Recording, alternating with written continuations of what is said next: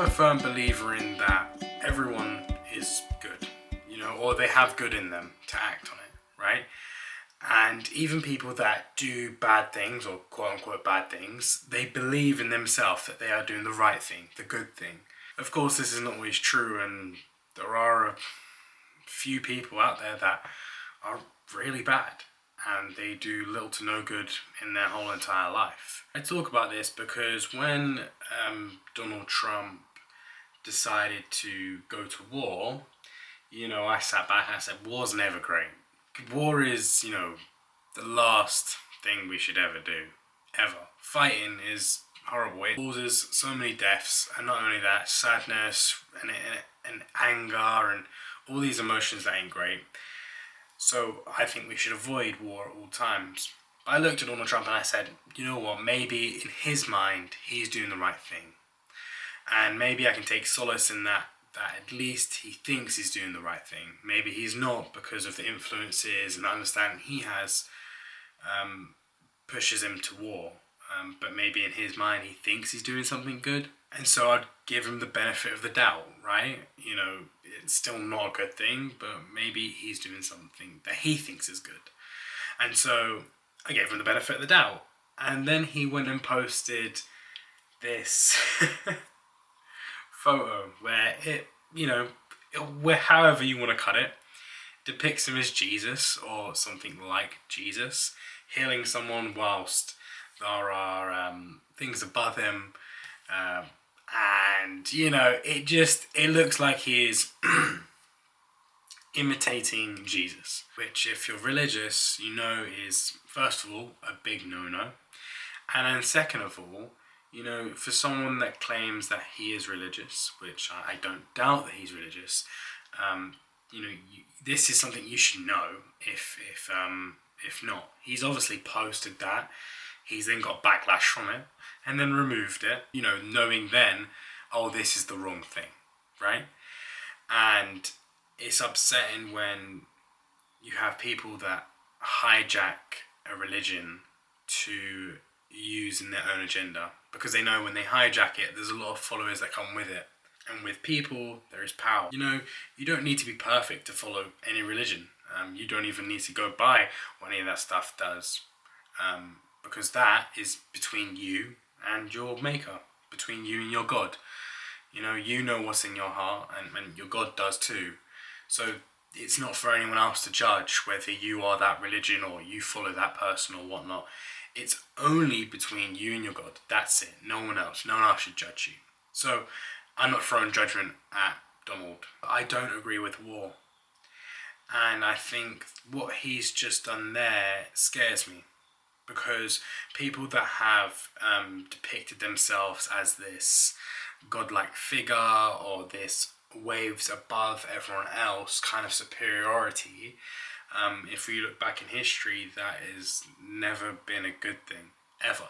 I hope that it's not too late for him to sort of step down, look at himself a little bit and kind of come level-headed, because I believe right now that he is surrounded by a lot of people that ain't challenging him, that ain't saying no, that ain't saying, whoa, Donald, that's a bit crazy.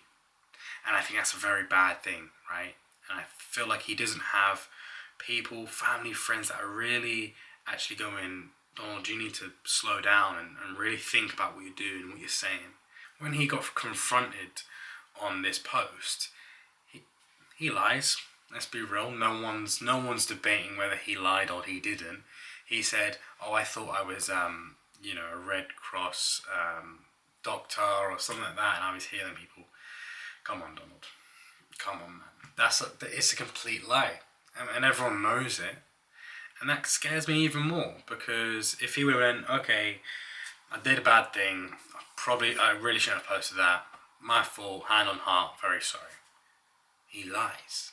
And that is scary, because Donald is a lot of things, right? He may over-exaggerate things.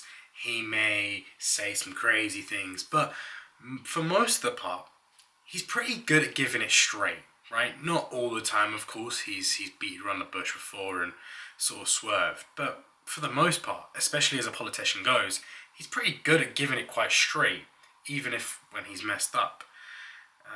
Not that I can recall a time that he's messed up and he's actually owned up to it, actually.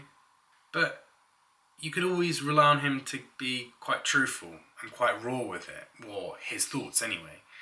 And so him lying scares me a lot because, that is one of his saving graces, that he's very direct, very there. But he lied, and he knows he lied, and everyone else knows he lied. Yet we ain't going to talk about it. That's it. It's game over. We have nothing to say. No one does.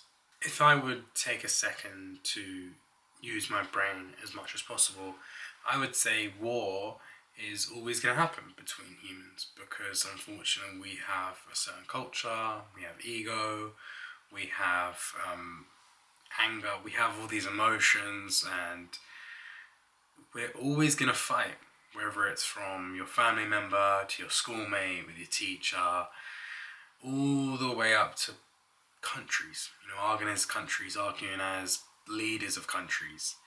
What's mine? What's yours? What should I get? What should you get? You step the line there, I step the line here. Unfortunately, we're always going to have war. And I do truly believe that by next year, maybe even the year after, war will be very common. It will be something that affects us all. I'm sad to say that, but I think if we use our brain, that's probably what's going to happen. My nan would tell me about World War II, and she would always go on about it, and I never knew that she was talking about war. She would always tell me these stories, really, really nice stories about how people helped each other and how it sort of brought everyone together. And only when I got older, I started to learn about the war. I started to put two and together, when my nan was born, how she was in the war. I was like, hold up, all these stories from when she was younger, all these stories she was telling me are during the war. I just never noticed, I never clicked, because she never talked about it in that way. She only told me stories that were in that time, but she never talked about saying, oh, it was during the war, right? It was just a time in her life. But what I got from that most is that actually it didn't tear people apart, it actually brought people together. So when there is war, I hope we can get it over and done with fast.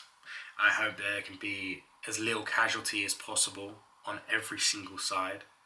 And I hope for most of all that when that does happen, we realise how important it is to stick together instead of ripping each other apart. Maybe it will remind us once again how important it is to work together and not just to try and kill each other and have egos and have that's mine and that's yours and I deserve this and you deserve that and that's unfair and this is fair and whatnot. And we can actually just focus on actually just being together, working together, not as a team, not as a country, but as a whole world together.